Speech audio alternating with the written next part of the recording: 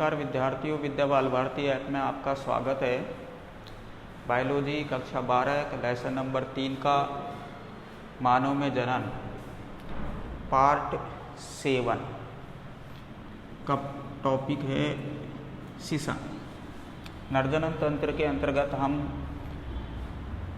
सभी जननांगों को पढ़ते हुए पार्ट 7 में आज हम पढ़ेंगे शिशन के विषय में। शिशन के विषय में हम पीछे लिख चुके हैं कि ये एक अयुग्मित अंग है, ना तो ये प्राथमिक होता है ना ही ये सहायक होता है, बल्कि कैसा होता है, अयुग्मित अंग होता है। और इसे हम मैथुन अंग के रूप में मानते हैं। मैथुन अंग जो कि उत्तेजन होकर के शुक्राणुओं का ट्रांसफर मादा योनि के अंतर्गत करता है। वृषण कोशों के बीच में परिभाषा लेते हैं हम।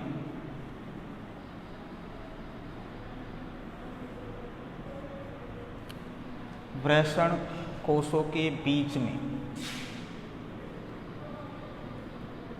वृषण कोशों के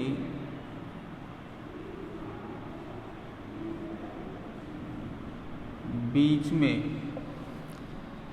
उधर से लटका हुआ,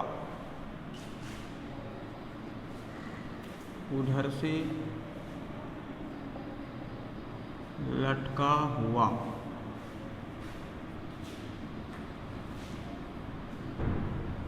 उधर से लटका हुआ एक लंबा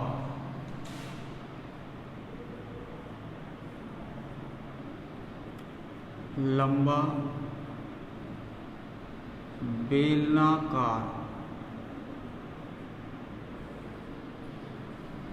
एक लंबा बेलनाकार उत्थापनशील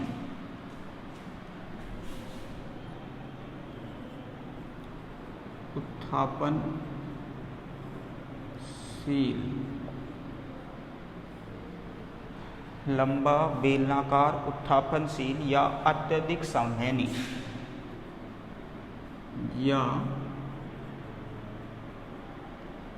अत्यधिक संवहनी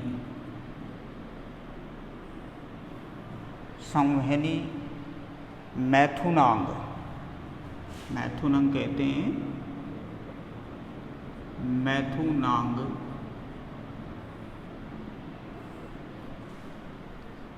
संरचना शिशन कहलाता है। संरचना शिशन कहलाता है।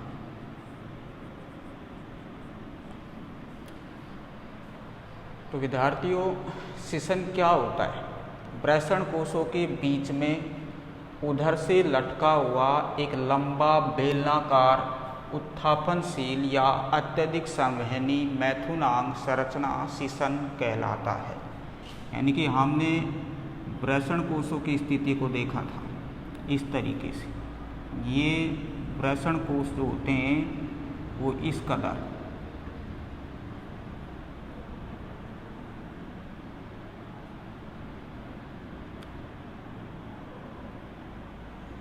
कदर की स्ट्रक्चर्स को चेक करते हैं, और ये इसका उत्थापन यानी कि आधार होता है शिशन का। शिशन आधार जो होता है उसके इस प्रकार की स्थिति जो मानते हैं, जो कि एक बेलनाकार अवस्था को प्रकट करता है, ये इस प्रकार की स्थिति जो होती है वो शिशन की है।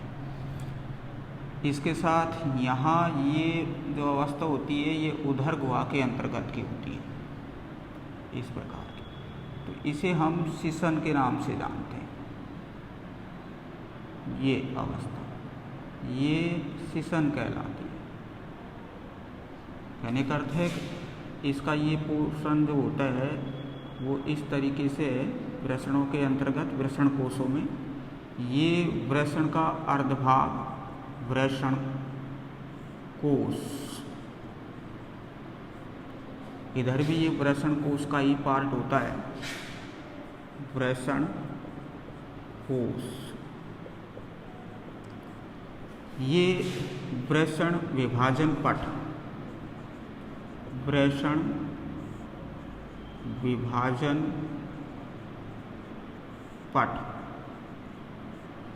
इसके अंतर्गत ये शिशन आधार, शिशन आधार मानते हैं।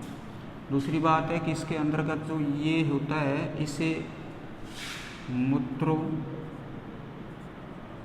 जनन मार्ग, मूत्रो जनन मार्ग के नाम से जानते हैं। और ये जो अवस्था होती है इसे हम शिशन कहते हैं, इसको शिशन कहेंगे, मैथुन अंग।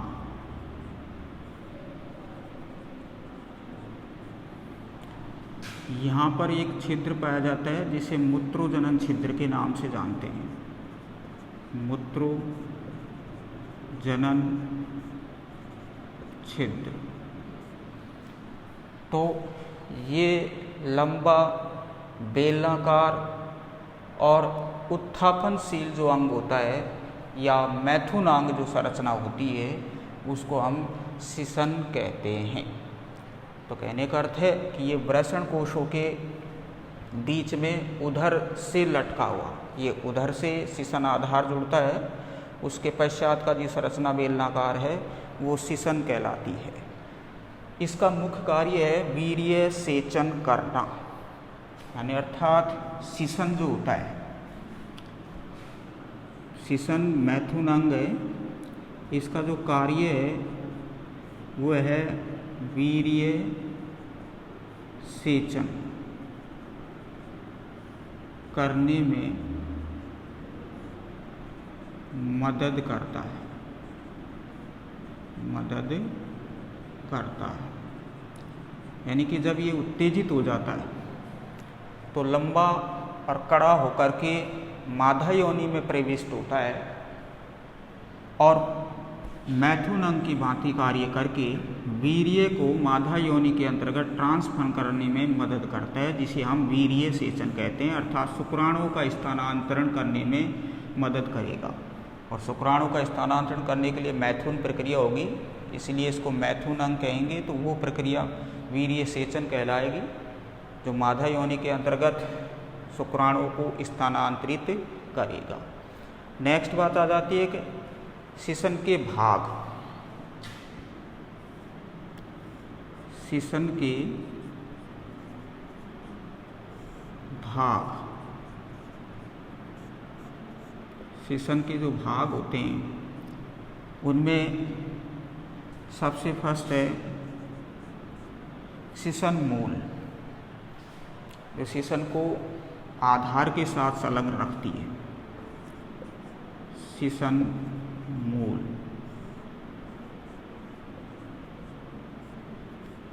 दूसरा जो होता है उसे कहते हैं शिशन कंद, शिशन मूल का उभरा हुआ या फूला हुआ गांठनुमा भाग वो शिशन मूल कहलाती है, शिशन कंद, कंद के नाम से जानते हैं। नेक्स्ट सी बिंदु पर जो आता है वह है शिशन काय। एक चीज शिशन काय, शिशन काय यानी कि शिशन का लंबा बेलनाकार वो भाग जो होता है वो शिशन काय कहलाता है। डी पॉइंट पर हम लेते हैं नेक्स्ट शिशन मुंड। शिशन काय के ऊपर जो त्वचा का आवरण होता है उसे शिशन मुंड के नाम से जानते हैं। शिशन मुंड शिशन का अग्र छोर, यानी कि अग्र छोर जो काफ़ी मोटा, और इस शिशन काय और शिशन मुंड के ऊपर जो आवरण छाया रहता है उसको हम कहते हैं शिशन मुंड छंद, शिशन मुंड मुंड छंद के नाम से जानते हैं। शीशन मुंड छंद कहते हैं। तो ये शीशन के भाग होते हैं, जिसमें विशेष तौर से शीशन मूल, दूसरा शीशन कंद। शीशन कंद के साथ में उभरा हुआ जो पार्ट होते हैं, इसमें एक शीशन पाद और होता है। लंबा बेलनाकार भाग जो होता है वो शीशन काय कहलाएगा। उसके पश्चात शीशन मुंड, जो कि शीशन का अग्र छोर होता है, अगला हिस्सा जो मोटा कड़ा होता है और काफ़ी संवेदी होता है। शीशन मुंड छंद, शीशन के ऊपर या शीशन मुंड के ऊपर पाया जाने वाला एक त्वचीय आवरण होता है जो आगे पीछे खिसक सकता है, तो उसे हम शीशन मुंड के नाम से जानते हैं। विशेष तौर से अगर हम यहाँ देखें इस अवस्था में, तो यहाँ इस संरचना का डायग्राम बना सकते हैं। जैसे कि यहाँ पर है आपके पास इस प्रकार की स्थिति।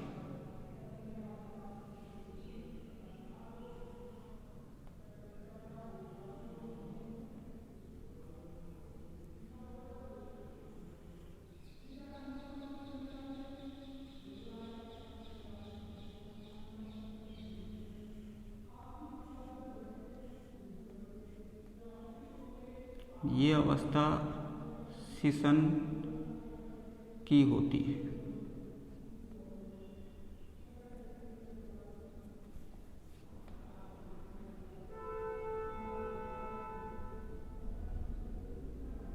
ये इसके मध्य में जो अवस्था देखने को मिलती है वो इस कदर है।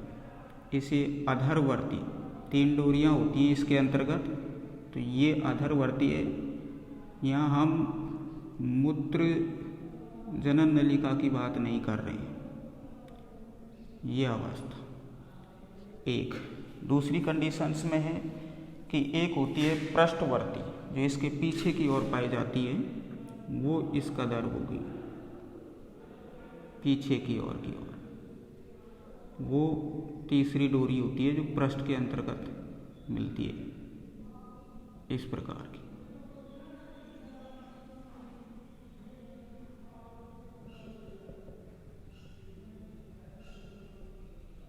ये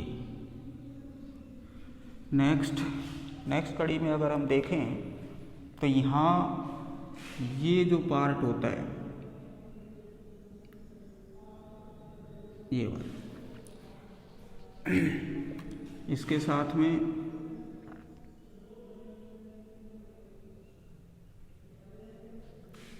इस कंडीशंस को देखें। ये पूरा का पूरा यहाँ से यहाँ तक शीशन काय कहलाता है, लेकिन ये कहलाता है पृष्ठवर्ती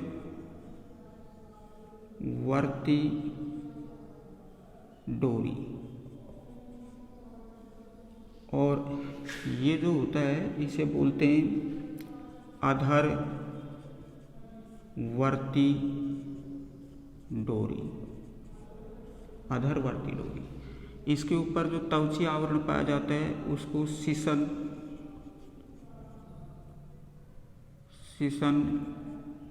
मुंड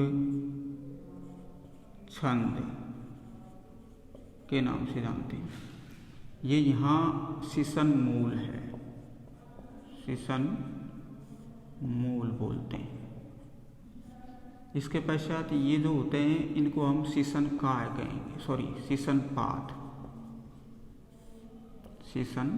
पाद के नाम से जानते हैं।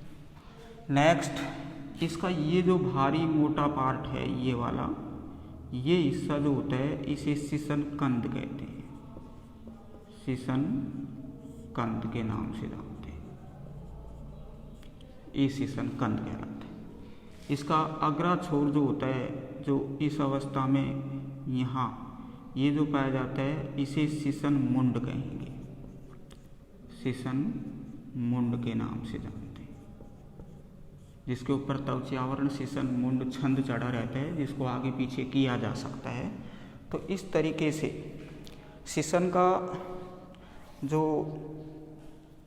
जो होता है वो 3 डोरियों में बटा रहता है। तो इसमें एक पृष्ठवर्ती, अधरवर्ती और एक शीशन कंद, शीशन मुंड, शीशन पाद और शीशन काय। शीशन काय ये शीशन का जो पूरा हिस्सा जो काफ़ी लंबा और बेलनाकार होता है उसे हम शीशन काय के नाम से जानते हैं। शीशन काय, उसे हम शीशन काय के नाम से जानते हैं। तो ये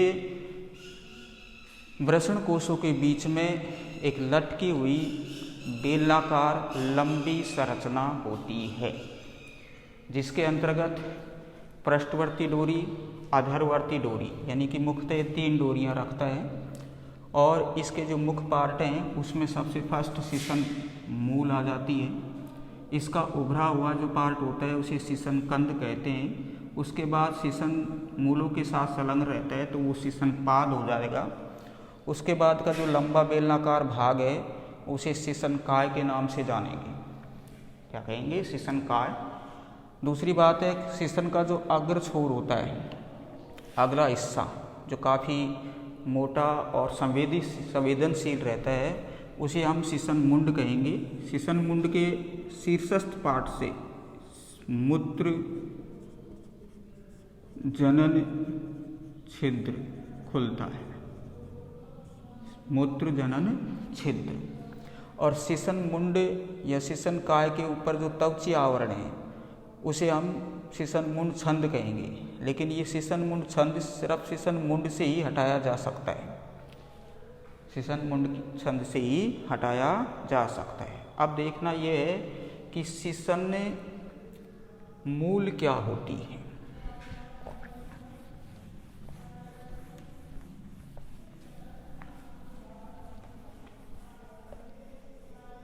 शीशन मूल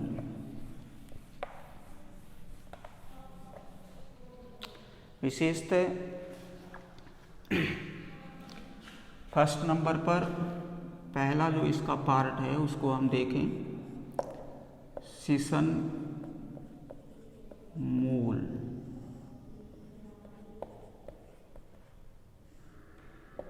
पेनिस रूट। शीशन मूल क्या है? मूत्रोजनन तनुपट से लगा शीशन का समीपस्थ भाग, मूत्रो जनन तनुपट से लगा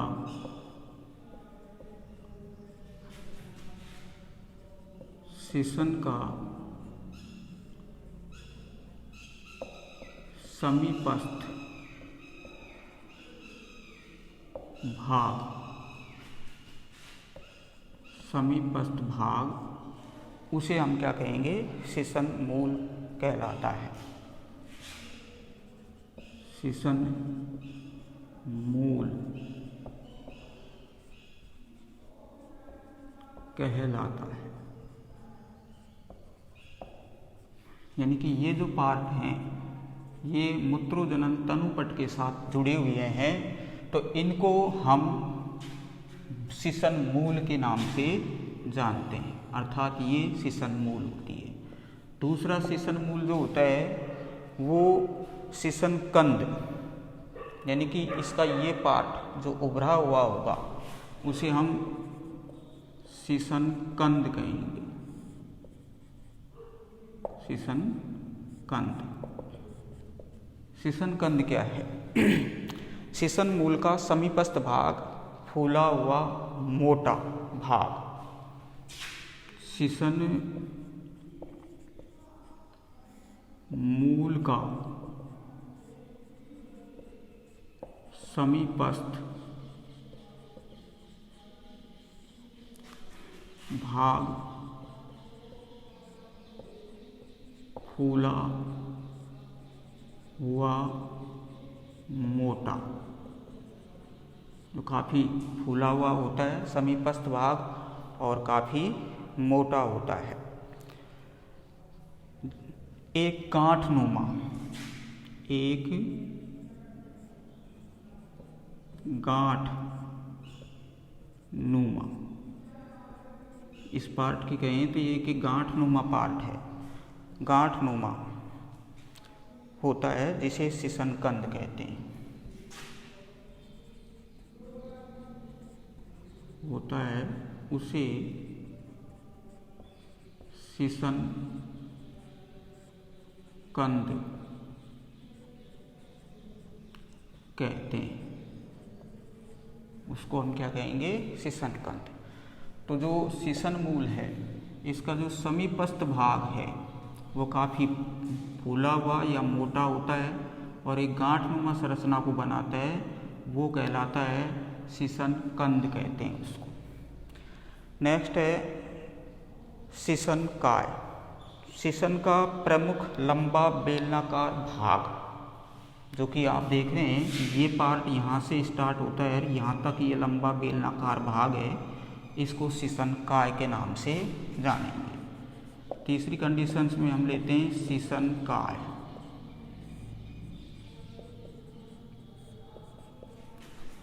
शीशन का लंबा बेलनाकार भाग, शीशन का प्रमुख लंबा बेलनाकार भाग शीशन काय कहलाता है। भाग शीशन काय कहलाता है, इसे हम शीशन काय के नाम से जानते हैं, जो कि इस संरचना को प्रकट करेगा। ये पूरा का पूरा पार्ट जो लंबा बेलनाकार है इसे शीशन कांड कहेंगे। नेक्स्ट है शीशन मुंड। शीशन मुंड, जिसका बारे में आप जान रहे हैं, शीशन का अग्र छोर यानी कि अग्र हिस्सा जो होता है काफ़ी संवेदी, फूला हुआ और मोटा होता है, इसे हम शीशन काय के नाम से। शीशन का स्वतंत्र सिरा फूला हुआ तथा अत्यधिक संवेदी। शीशन का अग्र सिरा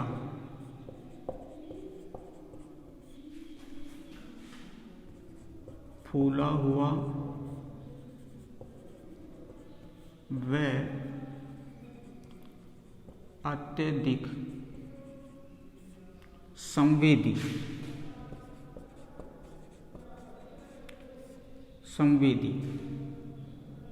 शीशन मुंड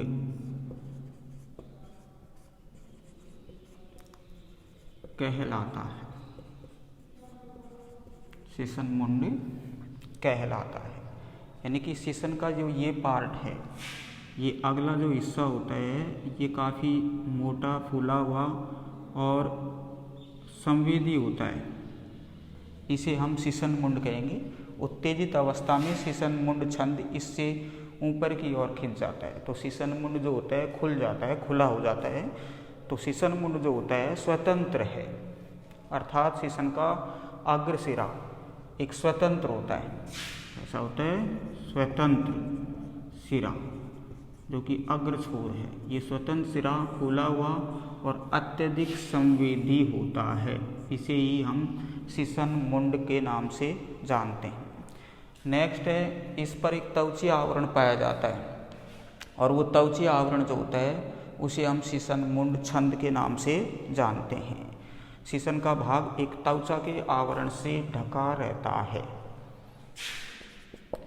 शीशन मुंड छंद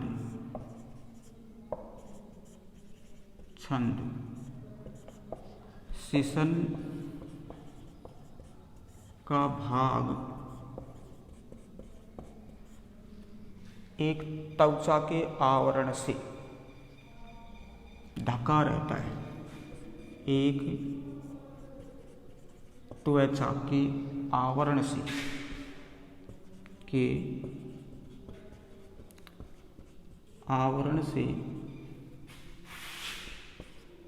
ढका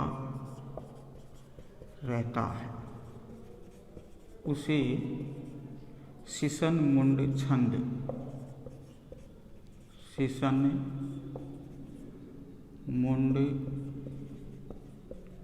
कहते हैं।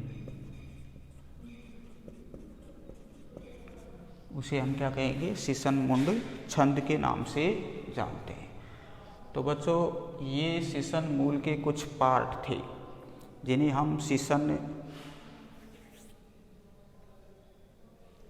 के अंग कह सकते हैं या शीशन के भाग कह रहे हैं, जिसमें आपने सबसे पहले जो इसका समीपस्थ भाग होता है जो कि मूत्रोजनन तनुपट से लगा रहता है, उसे हम शीशन मूल के नाम से जानते हैं।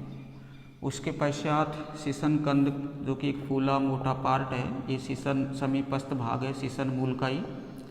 उसके पश्चात ये लंबा पूरा पार्ट जो होता है, जो लंबा बेलनाकार है, ये शीशनकाय कहलाता है। इसका अगला हिस्सा जो एक संवेदी फूला हुआ अवस्था में है, उसे हम शीशन मुंड के नाम से जानते हैं। इसके ऊपर, शीशन के ऊपर जो त्वचीय आवरण होगा उसको हम क्या कहेंगे, शीशन मुंड छंद के नाम से जानते हैं।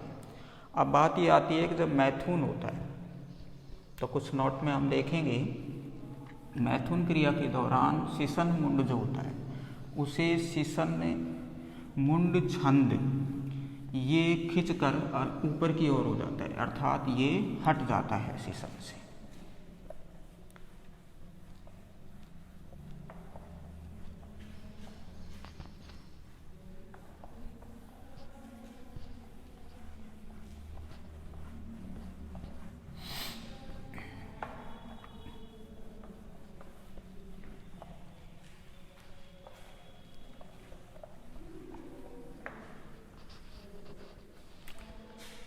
नेक्स्ट, अगर हम नोट में कुछ चीज़ें नोट करें,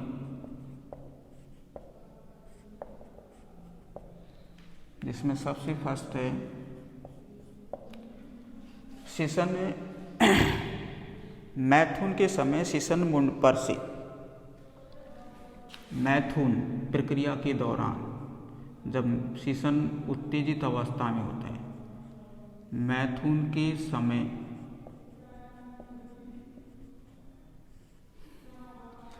शीशन मुंड पर से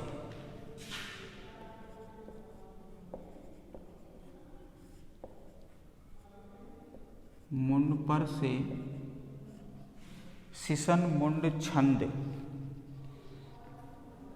शीशन मुंड छंद पर से शीशन मुंड छंद या त्वचीय आवरण या त्वचीय आवरण हटाया जा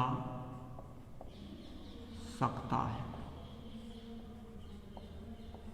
हटाया जा सकता है। मैथुन के समय शीशन मुंड पर से शीशन मुंड छंद या त्वचीय आवरण जो है, इसको क्या किया जा सकता है बच्चों, हटाया जा सकता है। यानी कि ये तनाव जब शीशन में आता है या उत्तेजित होता है तो ये पीछे की ओर स्वतः ही शीशन मुंड से खिंच जाता है। खासतौर से जब मैथुन के समय की प्रक्रिया होती है तो उस समय ये उत्तेजित अवस्था में आ जाता है और ये पीछे की ओर खिंच जाता है। एक बात दूसरी थी कि शीशन जो होता है ये वृषण कोश, यानी कि दो अर्ध भाग होते हैं वृषण कोशों के, उनके मध्य में उधर के निचले भाग में क्या होता है, लटका रहता है। नेक्स्ट है कि शीशन त्वचा से ढका 3 भागों में विभेदित स्पंजी अंग होता है। शीशन त्वचा से ढका, त्वचा से ढका 3 भागों में विभेदित, 3 भागों में विभेदित, यानी कि इसके 3 भाग होते हैं, 3 भागों में विभेदित स्पंजी अंग होता है, एक लचीला स्पंजी अंग होता है, स्पंजी अंग होता है। जैसे शीशन मूल, मुख्य बात इसमें जो आती है वो है शीशन मूल फर्स्ट। दूसरा जो पार्ट आता है शीशन कंद, और तीसरा जो पार्ट आ जाता है वो इसका होता है शीशन काय। ये इसके मुख्यतः 3 भाग होते हैं, शीशन काय। तो ये 3 भाग जो हैं स्पंजी अंग के रूप में शीशन के अंतर्गत उपस्थित रहते हैं, यानी कि शीशन में पाए जाते हैं। अब देखिए शीशन की संरचना। तो ये कुछ 2 नोट थे।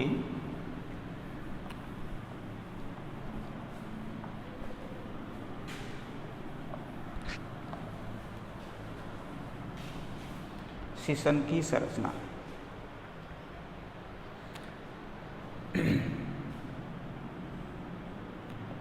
शीशन की संरचना।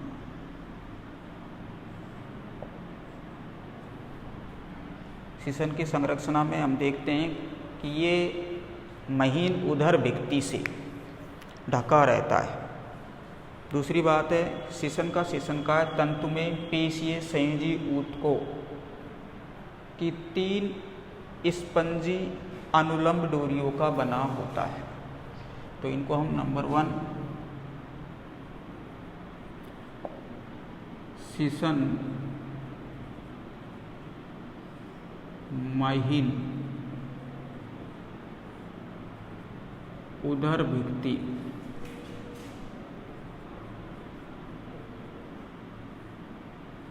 से ढका रहता है।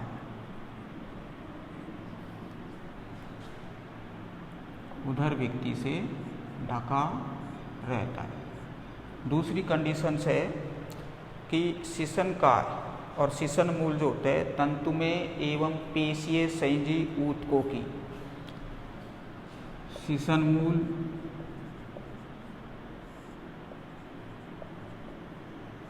व शीशनकाय तंतुमयी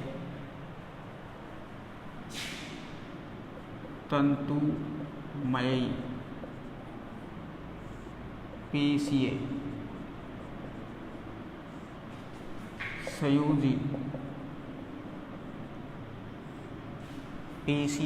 संयोजी ऊतकों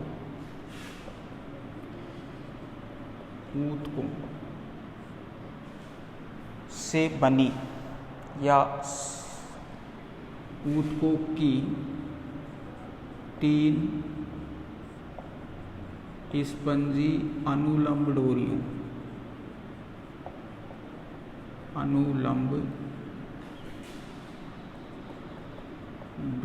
से बना होता है,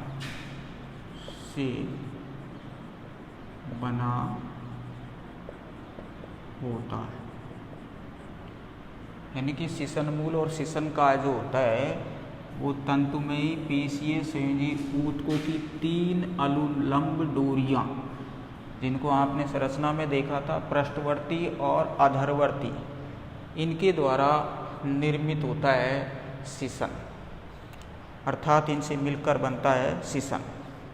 नेक्स्ट है शीशन समूह या कार्पोरा केवर्नोसम। शीशन समूह, शीशन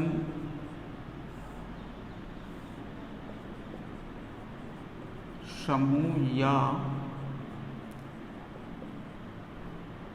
कार्पोरा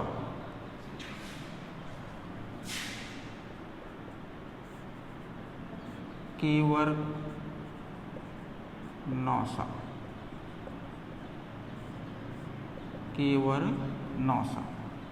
शीशन समूह या कार्पोरा केवर्नोसा ये क्या होता है? 2 मोटी डोरियां शीशन के पृष्ठ भाग में पाई जाती हैं। यानी कि जो 3 डोरियां होती हैं स्पंजी, 2 मोटी डोरियां शीशन के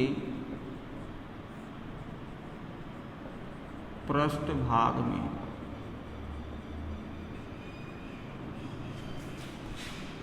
पाई जाती है। अभी जो चित्र बनाया था या डायग्राम के अंतर्गत आपने देखा दोनों तरफ की जो पृष्ठ स्थिति के अंतर्गत डोरियां होती हैं वो पृष्ठवर्ती डोरियां कहलाती हैं, जो कैसी होती हैं, संख्या में 2 पाई जाती हैं। अतः इन पृष्ठभाग की डोरियों को इन पृष्ठभाग की डोरियों को ही कार्पोरा केवर्नोसा कहते हैं। कार्पोरा केवर्नोसा कहते हैं, कार्पोरा केवर्नोसा के नाम से जानते हैं। यानी कि शीशन के पृष्ठभाग में उपस्थित इस प्रकार की स्थिति को हमने अभी देखा कि इसके पृष्ठभाग में इस प्रकार की सिचुएशन देखने को मिलती है। तो यहाँ पर जो पीछे की ओर पृष्ठ में इस प्रकार की 2 डोरियां होती हैं, इन दोनों डोरियों को ही हम कार्पोरा केवर्नोसा के नाम से जानते हैं, जो कि पृष्ठ हिस्से पीछे की तरफ। उधर यहाँ जो होती हैं वो अधरवर्ती कहलाएगी। ये डोरी जो होती है इसको अधर हिस्से में, ये एक डोरी जो होती है वो अधर हिस्से में देखने को मिलती है, तो इसे अधरवर्ती डोरी के नाम से जानते हैं। तो ये दोनों हैं, इनको हम कार्पोरा केवर्नोसा के नाम से जानते हैं, जो किससे निर्मित होती हैं, खासतौर से 2 मोटी डोरियां जो कि तंतु में पेशीय संयोजी ऊतकों से निर्मित हैं। नेक्स्ट आ जाता है स्पंजा पिंड या कार्पोरस स्पंजियोसम।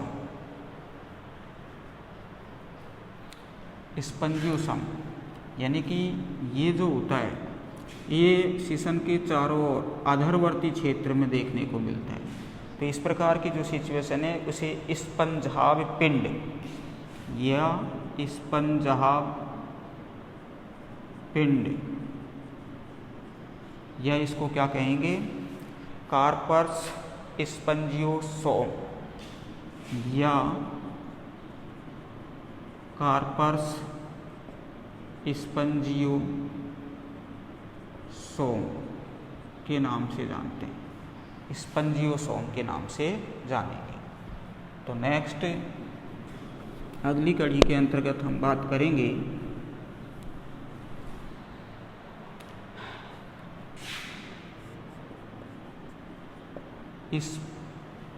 स्पंजा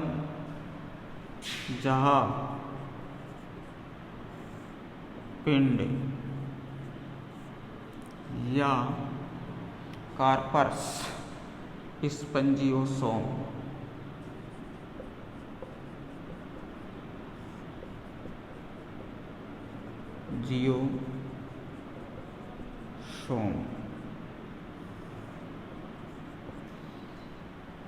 तो बच्चों शीशन के अंतर्गत 3 स्पंजी अनुलंब डोरियां होती हैं और 3 स्पंज अनुलंब डोरियों में से 2 डोरियां जो हैं वो पृष्ठभाग में मिलती हैं, उनको हम कार्पोरा केवर्नोसा के नाम से जानते हैं। लेकिन एक डोरी, टोटल 3 में से 2 ये और एक यहाँ शेष बच जाती है, जो बीच में यानी कि तीसरी डोरी यानी तीसरी डोरी जो कि अधरवर्ती कहलाती है, मूत्र मार्ग के चारों ओर। तीसरी डोरी मूत्र मार्ग के चारों ओर अधरवर्ती, चारों ओर अधरवर्ती भाग में, अधरवर्ती भाग में बीच में एक पतली डोरी होती है। भाग में बीच में एक पतली डोरी होती है। उस पतली डोरी को होती है उसे ही हम स्पंजाव या कार्पस स्पंजियोसोम के नाम से जानते हैं। तो समझ में आया, दो डोरियां पृष्ठभाग में पाई जाती हैं, वो कार्पस केवर्नोसा के नाम से जानी जाएंगी। अब शेष बची एक या तीसरी नंबर की जो डोरी होती है वो मूत्रमार्ग के चारों ओर अधरवर्ती भाग में पहली रहती है, जो कि एक पतली होती है। उसको हम स्पंजा पिंड या कार्पस स्पंजियोसोम के नाम से जानते हैं। नेक्स्ट है सिसन का शिखर भाग फैलकर एक फूले हुए चिकने मुंड का निर्माण करता है, जो केवल कार्पस स्पंजियोसोम का बना होता है। यानी कि सिसन का शिखर भाग, शिखर भाग फैलकर एक फूले हुए, एक फूले हुए चिकने मुंड, चिकने मुंड का निर्माण करता है। वो भी कॉपर्स स्पंजियोसोम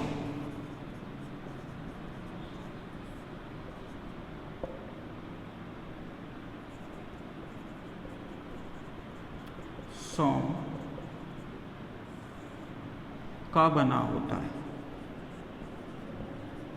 बना होता है। यानी कि सिसन का शिखर अर्थात अग्रछोर, जिसमें हम सिसन मुंड की बात कर रहे हैं, ये पोर्शन जो होता है जिसे हम सिसन मुंड कह रहे हैं, सिसन मुंड, ये कॉपर्स स्पंजियोसोम से निर्मित होता है, जिस पर सिसन मुंड छंद आवरण पाया जाता है। सिसन की 3 डोरियों में रक्त कोटर होते हैं। यानी कि सिसन जो होता है इसकी 3 डोरियां हैं। इन 3 डोरियों में 2 पृष्ठ में और एक अधर भाग में पाई जाती है।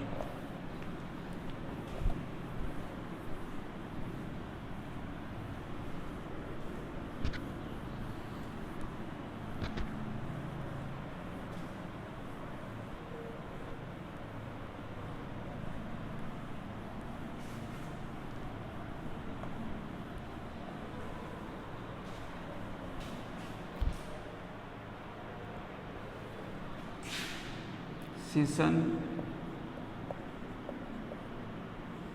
की 3 डोरियां, 3 डोरियां, जिसमें फर्स्ट है नंबर 1, 2 डोरी पृष्ठ भाग वाली,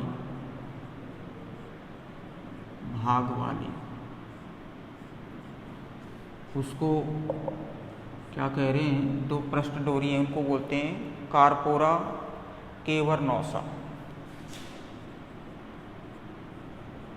कार्पोरा केवर्नोसा। और एक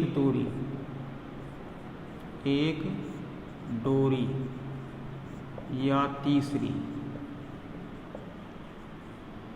अधर भाग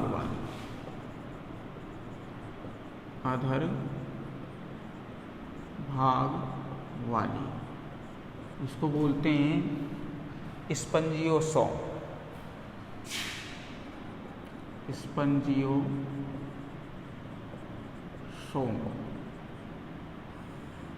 अर्थात कार्पस स्पंजियोसोम के नाम से जानते हैं। इनमें 3 कोटर पाए जाते हैं, रक्त कोटर होते हैं। अर्थात तीनों डोरियों में इनमें क्या बनेगा, रक्त कोटर, इनमें रक्त भरता है, रक्त कोटर पाए जाते हैं। तो कहने का अर्थ है पृष्ठ वाली 2 और अधर वाली 1 तीनों डोरियों के अंतर्गत रक्त कोटर होते हैं जो सामान्य अवस्था में खाली रहते हैं, लेकिन सीसन की सामान्य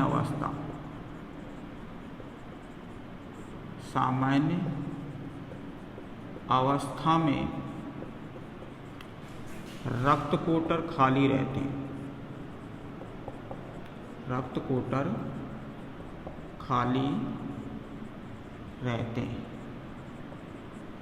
परंतु जब सीसन उत्थानशील या उत्तेजित अवस्था में आ जाता है तो कहने का अर्थ है सीसन धमनी से रक्त इन स्पंजी कोटर्स में भर जाता है, परंतु सीसन के उत्तेजित होने पर सीसन धमनी द्वारा रक्त तीनों डोरियों के रक्त कोटर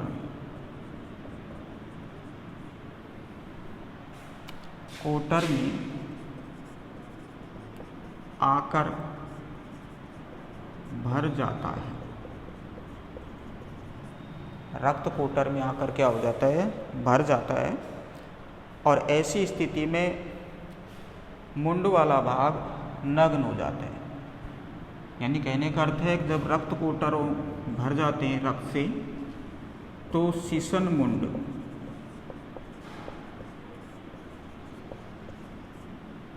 से सीसन मुंड छंद हट जाता है तथा मुंड नग्न हो जाता है, सीसन मुंड छंद हट जाने की वजह से सीसन जो होगा उससे सीसन मुंड छंद जो है पीछे की ओर खिंच जाएगा, तो सीसन मुंड जो होता है वो कैसा हो जाएगा, नग्न हो जाता है। और सीसन तन करके खड़ा गहराई तक, यानी कि तन करके खड़ा, कड़ा और लंबा हो जाता है, जो मादा योनि के अंतर्गत गहराई तक प्रवेश कर जाता है और वीर्य सेचन के कार्य को संपूर्ण कर लेता है। तो ये आज हमने बात करी सीसन के रूप में। सीसन वीर्य सेचन का कार्य करता है। दूसरी बात है कि ये वृषण कोशों के मध्य में उदर गुहा से लटका रहता है। इसके जो मुख्य भाग होते हैं उसमें सबसे मुख्य होता है सीसन मूल, उसका जो उभरा हुआ पार्ट होता है वो सीसन कंद, और अगला हिस्सा जो लंबा बेलनाकार प्रमुख पार्ट कहलाता है उसे हम सीसन काय के नाम से जानते हैं। सीसन जो होता है इसमें अग्र छोर जो होता है वो काफ़ी संवेदी और फूला हुआ रहता है, तो उसे सीसन मुंड कह देते हैं। शीशन के ऊपर एक त्वचीय आवरण पाया जाता है। उस त्वचीय आवरण को आप लोग शीशन मुंड छंद के नाम से जानते हैं। और शीशन मुंड छंद जब शीशन का कड़ापन या फिर उत्तेजित अवस्था में आ जाता है तो शीशन मुंड छंद जो है पीछे की ओर किया जा सकता है मैथुन क्रिया के दौरान। आंतरिक संरचना में शीशन जो होता है विशेष तौर से 3 डोरियों से मिलकर बना है, जो कि स्पंजी पेशीय संयोजी ऊतकों से निर्मित होती है। शीशन में पृष्ठभाग के अंतर्गत 2 डोरियां पाई जाती हैं जिन्हें कार्पोरा केवर्नोसा के नाम से जानते हैं। दूसरी बात है ये पृष्ठवर्ती होती है। नेक्स्ट, शीशन के पास चारों ओर अधरवर्ती डोरियां जो होती हैं वो एक होती है, उसे हम स्पंजियोसोम कार्पर्स स्पंजियोसोम के नाम से जानते हैं। इन कार्पोरा केवर्नोसा व स्पंजियोसोम जो होते हैं इनके अंतर्गत रक्त कोटर पाए जाते हैं। जब शीशन सामान्य अवस्था में रहता है तो स्वाभाविक है ये खाली रहते हैं रक्त कोटर, इनमें कोई रक्त नहीं होता। लेकिन जब शीशन मैथुन क्रिया के लिए उत्तेजित हो तो उस दौरान इन रक्त कोटरों के अंतर्गत रक्त का संचरण शीशन धमनी के माध्यम से हो जाता है, रक्त कोटर भर जाते हैं। जैसे ही रक्त कोटर बनेंगे शीशन का मुंड पार्ट शीशन मुंड छंद से हट जाने की वजह से वो किस अवस्था में आ जाएगा, नग्न अवस्था में। और शीशन लंबा, उत्तेजित, कड़ा और माधा योनि के अंतर्गत गहराई तक जाने के लिए तैयार हो जाता है। तो ऐसी स्थिति में माधा योनि में ये शुक्राणुओं को स्थानांतरित करता है। उस प्रक्रिया को वीर्य सेचन कहते हैं। तो आज का ये टॉपिक पार्ट नंबर 7 में शीशन से संबंधित जो समाप्त होता है। नेक्स्ट वीडियोज में हम अगले टॉपिक की बात करेंगे। Thank you.